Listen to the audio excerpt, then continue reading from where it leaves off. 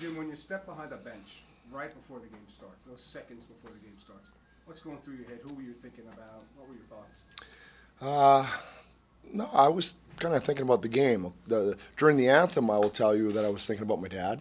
You know, my dad's birthday. My dad's passed away for the last 4 years. His birthday was February 8th, so February 8th was 2 days ago when we first met and had our practice and all that kind of thing. So, you got a lot of support from your family over the years, and that's the person I was thinking about during that anthem. But after that, we got hockey to play, and that's really the focus. Quentin Byfield said they really played for each other tonight. How early in the game did you notice that being the case?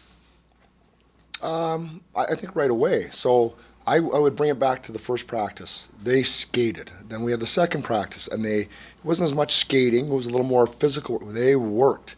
And so as soon as the puck dropped for me tonight, they just carried on. So I think it's been a continuation from the first day they got back, and they made a decision that, it's time to get moving again.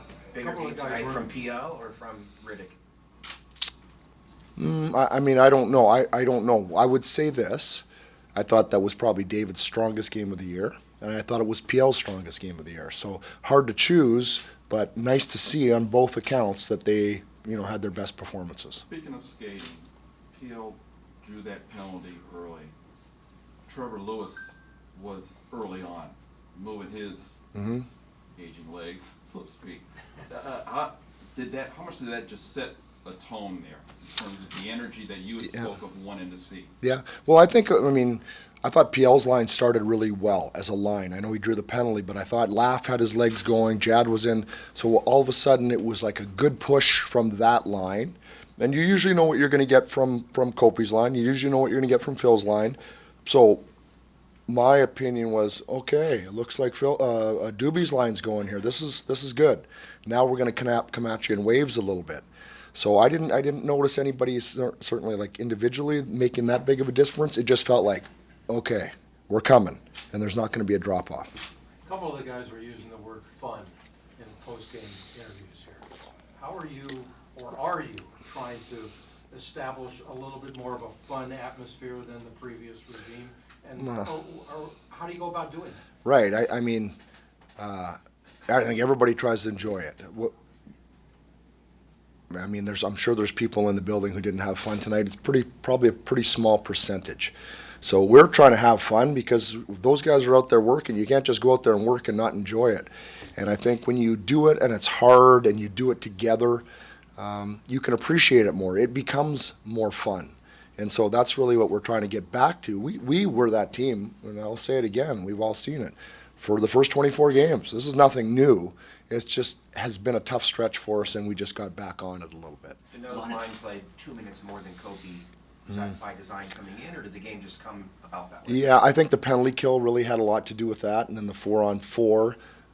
Some guys who are going to play a lot, which is Kevin, didn't play much because there was, or near as much as he would normally would, because there was less power plays and a lot more penalty kills. So all of a sudden you're going to lean on Phil and Morsey, and Kopi and Kempe are going to get some of that ice time too. But really, Phil and Morsey played most of the night against McDavid, and so they saw just a little bit more because of that.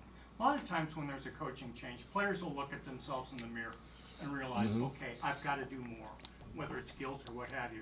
How do you keep that energy going 5 games, 10 games, 20 games down the road? Yeah, that's right. That's really the question. So we had, I'll tell you, I'll go back to it. We had a really good practice. So we said, okay, great. Tomorrow, or today, when the next day the calendar turned, we got to have a really good practice again. Today we said we got to have a really good game. Tomorrow we can have a flight and we can relax. Buffalo, we got to have it never ends. It just never ends. That's the NHL. And if you don't, or you take it a little bit easy, or you gain some confidence and you run the risk of losing that confidence again, none of us want to go through that again. So I think it's pretty easy to have a good day again. Jim, adding a W to the record is obviously massive, but does the context of this game, beating one of the hottest teams in hockey, proving you can hold on to a lead and even extend it in the third period, which this team struggled so much with in the month of January, just kind of add to the importance of this game? Yeah, there's a lot of different things you can look at, and positively, the power play, we only got 2 chances, we scored a big goal. Doobie scored, hadn't scored as much lately. The penalty kill was phenomenal. You're playing against the Oilers. We've had a history with them, and it was phenomenal tonight. So I could look in so many areas. I can look at our shot blocks. Did somebody mention we had 25 or 15? Or I don't know. Somebody mentioned 25. I mean, you talk about fun. Blocking shots isn't fun.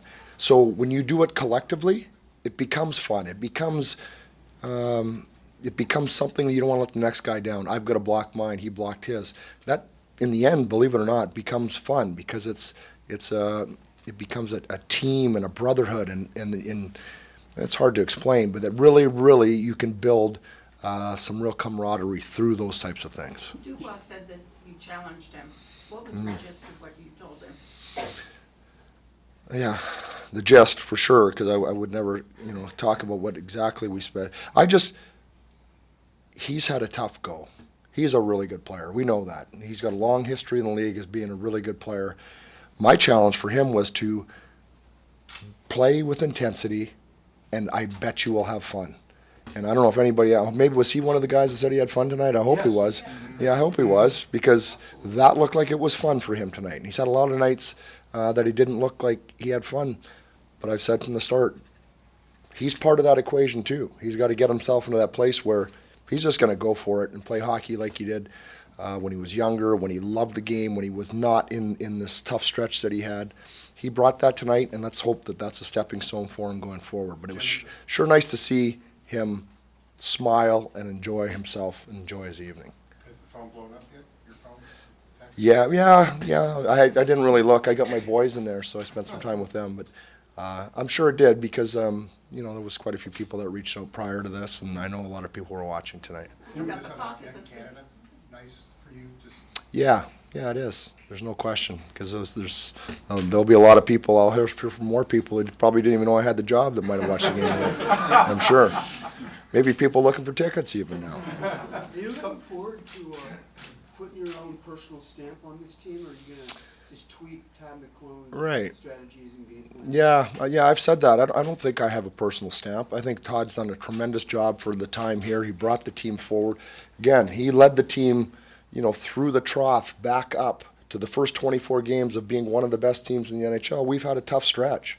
So we're just trying to get back to where we were. This isn't about anything necessarily new. It's just getting back there.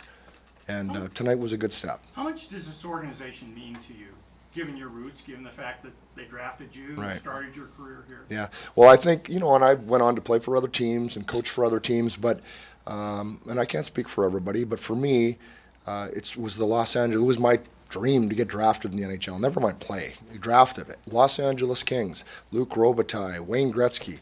That was pretty special. So that has never left me. Never left me one bit.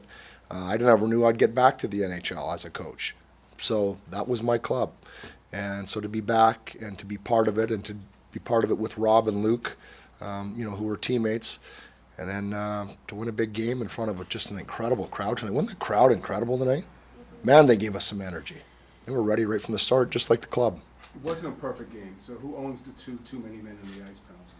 Well, I'll own it, but I'll share that with a couple other guys. And you'll let them know tomorrow. Yeah, I'll own it, but there'll be little sharesies with that. I can tell you Was there that. like one thing you wanted to say in the room before the game? Don't get in the box, and then that stuff happens. How much is that driving you crazy in your first start? Anybody here seen the movie Fight Club? Yeah, right. You don't talk about Fight Club. As soon as you talk about it, guess what happens? It just seems to come. So sometimes we take different approaches. Sometimes we don't even talk about it. In fact, sometimes you try to lighten the mood, and you said, you know what, maybe we should take a few more of this period, just to try and change the environment, just to try and change the vibe, because just to sit there sometimes and worry about it, it just seems like it shows up. So you take different approaches. What about approach from a coaching standpoint? What did you take from Todd, from a head coaching position, and any other coaches that really are going to form what you are?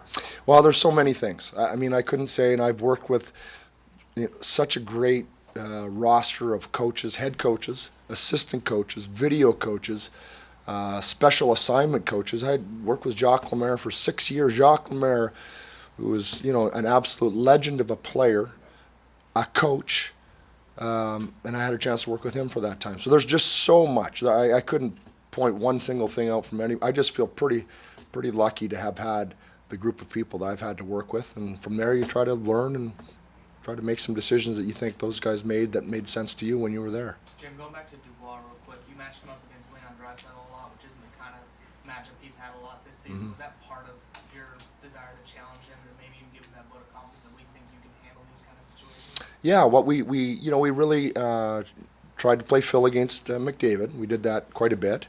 And then after that, you know what? We feel like we're just going to believe in our guys, and we're not going to chase it around as much as, you can do that sometimes, and you can get yourself out of your rhythm. So outside of Phil, that matchup, we feel like, PL's line with Jad and Laugh, they're good players, and they got to play against good players.